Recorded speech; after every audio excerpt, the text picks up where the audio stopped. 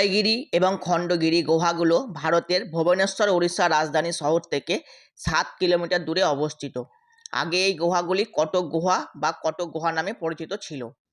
দ্বিতীয় শতাব্দীতে মেঘবাহন রাজবংশের রাজা কারাভেল দ্বারা জৈন সন্ন্যাসীদের জন্য বিশ্রামাগার হিসাবে নির্মিত হয়েছিল। এটি ভারতের বিরল এবং আকর্ষণীয় স্মৃতিস্তূপগুলোর মধ্যে একটি। এই গুহাগুলির স্থাপত্য এবং সুন্দর খোদাইগুলি সুন্দর এবং সাধারণ মৌলিক সরঞ্জামগুলি ব্যবহার করে ভাস্কর্যগুলি খোদাই করা হয়েছে। খোদাই মূলত পুরাণ এবং ইতিহাস থেকে। একটি গুরুত্বপূর্ণ খোদাই হলো কলিঙ্গ যুদ্ধের চিত্র, যে গুহাগুলি জৈন সন্ন্যাসীদের বিশ্রামের ঘর হিসাবে কাজ করত। সেগুলিকে একটি ছোট্ট খালের জল ছিল, যা প্রতিটি গুহার মধ্যে দিয়ে চলে যেত।